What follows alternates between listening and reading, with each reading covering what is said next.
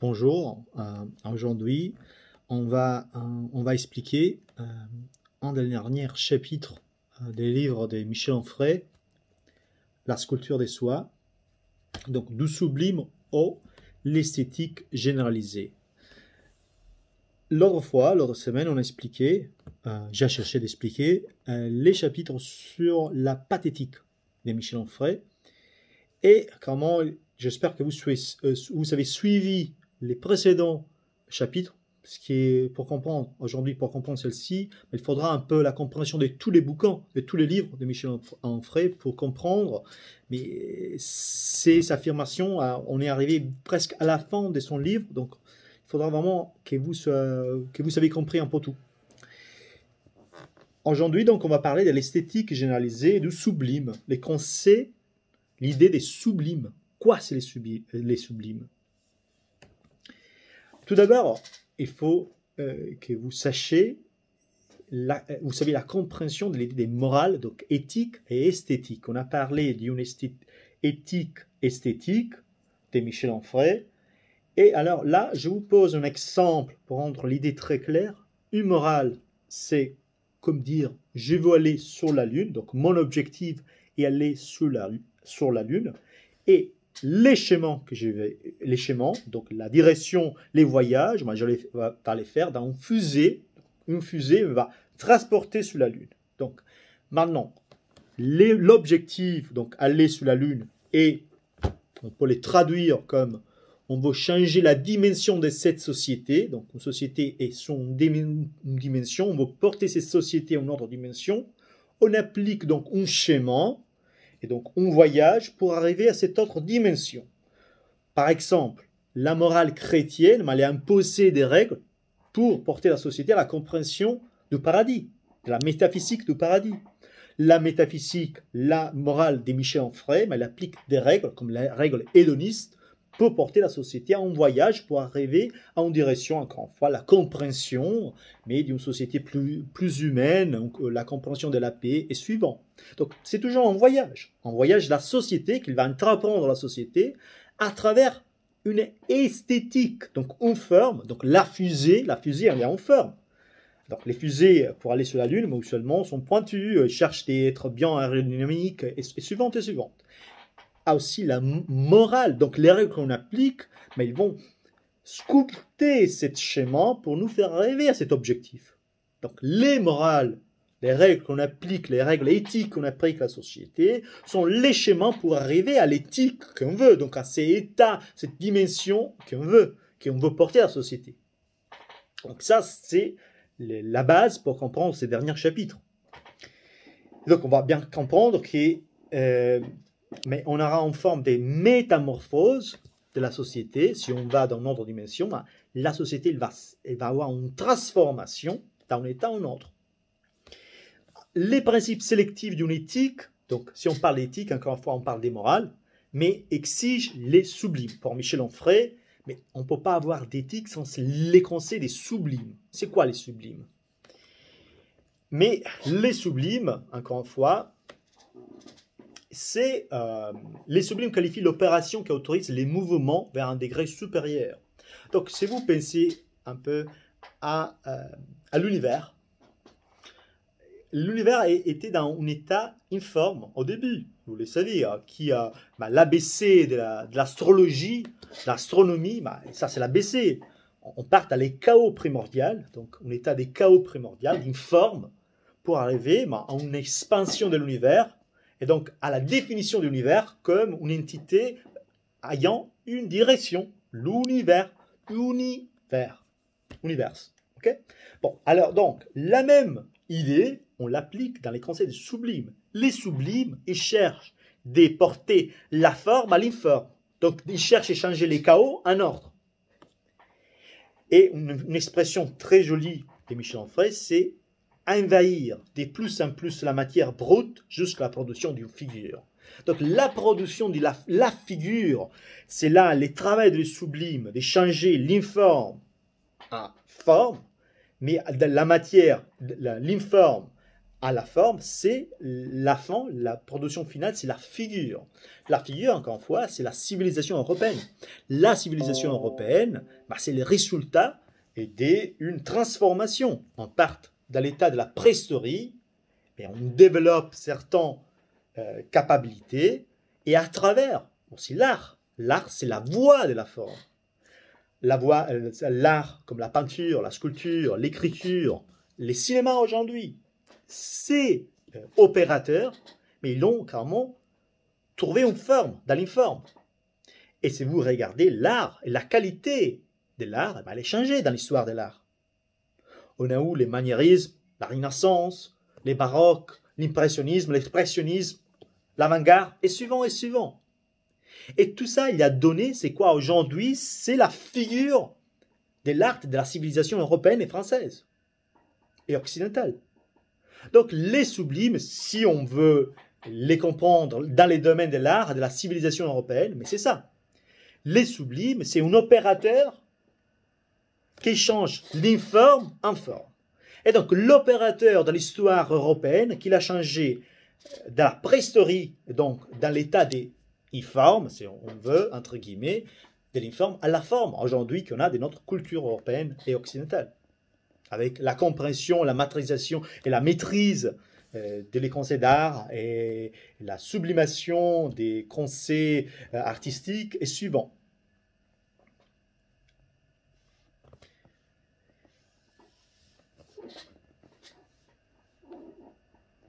Donc sublime et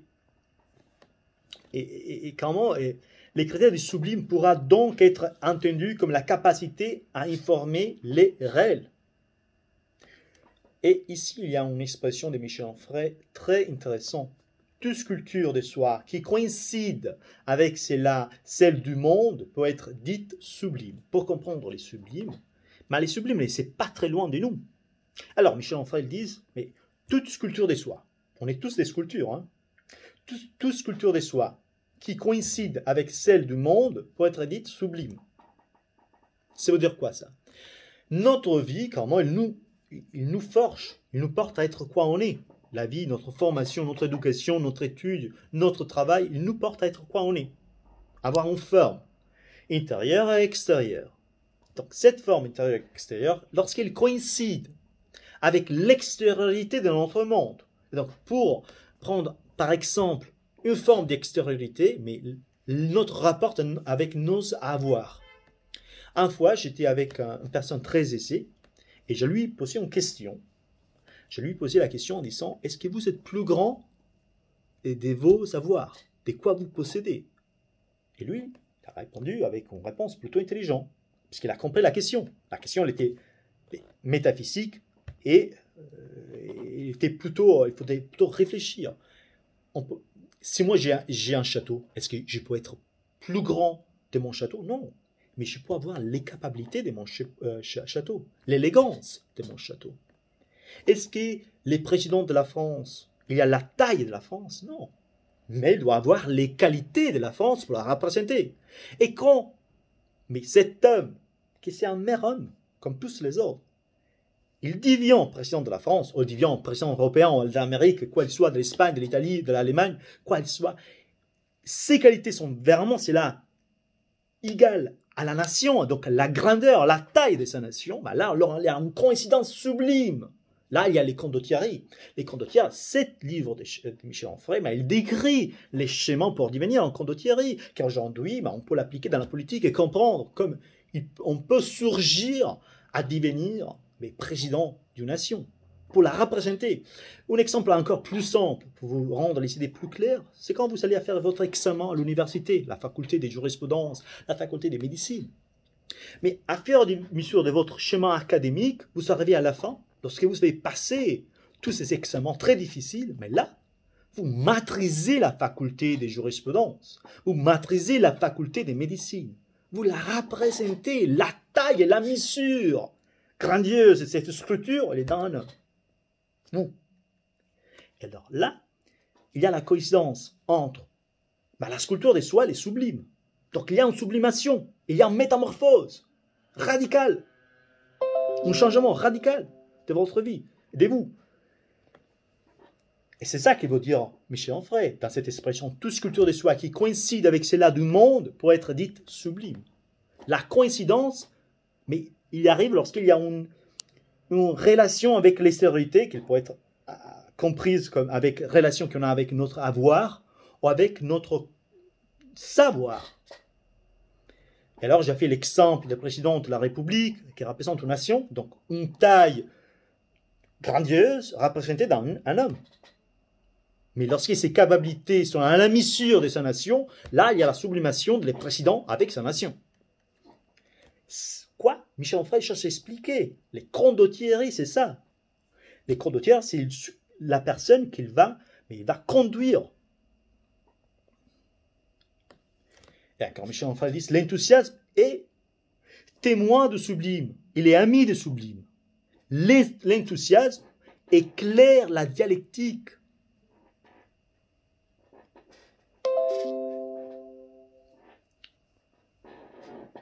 Et donc, et encore une fois, Michel Onfray, on porte des autres exemples, comme celle-là des romantiques.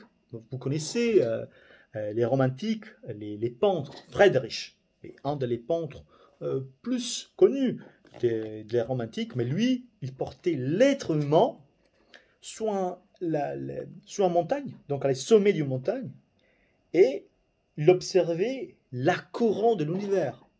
Comme quoi dire, l'être humain, l'humanité, plus grand de la nature, des phénomènes de la nature, comme l'univers courant. L'univers, il y a un fleuve, comme disait Pantarei. Donc c'est un fleuve, il y a un courant. Et l'homme au-dessous de cette courant, donc l'humanité au-dessous de cette courant, comme quoi il peut diriger cette courant. Là, c'était l'idée de la sublimation de l'être humain pour arriver à un état supérieur. Donc ça, un exemple vraiment artistique des sublimations dans l'art romantique et avec Friedrich, pour comprendre l'idée c'est sublime qu'on a. Mais alors, une question qu'il pose Michel Onfray, c'est mais ce qu'est sublime dans l'ordre humain, il faut comprendre bien cette idée de sublime, parce que c'est nécessaire pour l'éthique. Les sublimes est un travail de l'âme. Encore une fois, les livres de Michel Onfray, il écrit sculpture des soi. Donc c'est un travail sur soi, la sculpture. Qu'est-ce qu'il fait les sculpteurs? Mais avec un marteau, mais il va sculpter une forme. Et votre vie, ça sera votre marteau qui va sculpter votre forme. Donc, il y a un travail de l'âme. Les faits du sublime sont psychologiques. C'est les cœurs qui enregistrent cet enthousiasme qui subit l'assaut du spectacle dynamique. Et je vous rappelle, si vous avez suivi toutes les explications et vous avez lu les livres de Michel Onfray, les chapitres sous les pointes, en l'instant immanent, lorsqu'il lui fait l'exemple des toreros avec les taureaux, et il explique que cette danse de la morte que les toreros va faire avec les taureaux, c'est une danse qui ne va jamais perdre de style, même quand sa vie sera en danger. Son objectif, ce n'est pas tuer les taureaux, mais la forme avec laquelle il va maîtriser cette danse avec la mort. C'est ça l'objectif des toreros. Maintenant, je ne suis pas en train de vous suggérer d'aller regarder un corrida, je suis pour les droits des animaux, mais c'est l'exemple qu'il apporte Michel Onfray pour vous expliquer l'idée des instants immanentes et l'idée des mécraments des sublimes et des pointes. Mais c'est les chapitres sous les pointes. Donc, c'est pas clair, vous l'avez révisé dans les bouquins. Sublime, donc, les sublimes, c'est pas sans douleur. Parce que les sublimes, il est en décomposition et donc une fusion avec les mondes. Donc, lorsqu'il y a une fusion, mais clairement, il y a quelque chose qu'on va perdre et quelque chose qu'on va gagner. Donc, il est quand même traumatique, ces changements. La sublimation, les traumatiques, en quelque façon, même si c'est positif. Et il y a un moment des plaisirs. Mais il y a quelque chose quand même, qui, lorsqu'on fait en fusion, on va quand même découvrir de nouvelles choses, on va peut-être refuser des choses passées et suivant. Donc, les concepts, c'est suppression, conservation, dépassement.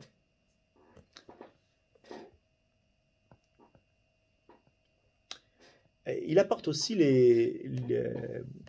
l'exemple de Kant. Aussi, Kant, il parle des sublimes, donc les philosophes Kant, il parle des suprasensibles de l'être humain. En effet, l'être humain est dans une condition matérielle et phénoménale. Ça veut dire, ses raisons définies. Et par contre, il y a des éléments suprasensibles, métaphysiques, qui vont au-delà de sa forme, de sa figure et de sa finitude. Ils vont au-delà de ça. Et donc, sa forme suprasensible. Et donc, cette sublimation métamorphose en état, en dimension supérieure. En effet, il est récurrent dans la chance logique et la chance des mots, comme dans la philosophie, de trouver cette logique de dire que l'être humain, il a en quelque façon des capacités qui dépassent la compréhension même de soi. Si vous pensez, c'est pas très loin de quoi la chance elle dit. On utilise tous les jours 15% de notre cerveau. Notre cerveau n'est pas utilisé 100%. Même Einstein n'était pas capable d'utiliser son cerveau à 100%. Pensez-vous, si on était capable d'utiliser notre cerveau 100%. Donc là, vous comprenez qu'on a des parties de nous qui nous dépassent, qu'on n'est pas capable de maîtriser. Donc oui, on est fini, phénoménal et matériel, mais on a des qualités, même si on est qui nous dépassent, et qu'on n'est pas encore arrivé à maîtriser dans l'histoire humaine. Et donc, les sublimes ont une expérience radicale. Qu'il subit cette expérience radicale, mais il va changer clairement. Il va comprendre. Lorsque vous avez terminé votre faculté de médecine, faculté de jurisprudence, mais là, vous savez où, une expérience radicale de votre vie quand vous passez un examen comme anatomie, aux procédures civiles, aux procédures pénales. Mais là, vous comprenez bien, là, c'est une expérience radicale de votre vie. C'est quelque chose que vous changera pour toute votre vie. Et c'est aussi un traumatisme, mais un traumatisme positif, carrément. Et cette blessure pathétique, donc cette blessure des sentiments, la remise en cause, les dépassements, et tout quoi, il vient avec cette schéma, mais il porte une modification, et donc un nouveau schéma, une nouvelle dimension. La fin de ces chapitres, mais Michel Onfray dit, mais à travers la pathétique, l'hédoniste, les sublimes, mais tout ça il fournit une morale radicalement différente de celle-là chrétienne. C'est la morale de Michel Onfray, la morale de l'hédonisme. Donc ces chapitres, cette conclusion, c'est la conclusion de sa thèse du début du bouquin. Lui paraît très bien de dire qu'il veut proposer une nouvelle morale à celle-là chrétienne. Mais à travers toute l'explication de ce livre, on a regardé les différents chapitres qu'on a. Ça, c'est la fin de son livre. Donc, mais il est en train d'arriver à la fin. Et donc, il est en train de donner ses affirmations. Et là, ils disent, voilà, avec la pathétique, l'hédonisme et les sublimes, on va remplacer la morale chrétienne avec la morale hédoniste. J'espère que c'était clair. Et encore une fois, la semaine prochaine, on va parler de l'aristocratie et l'affinité lective. C'est les derniers chapitres. Et là, on aura terminé complètement notre chemin pour la compréhension des livres de Michel Onfray, La sculpture des soirs. À la fois prochaine, bonne journée.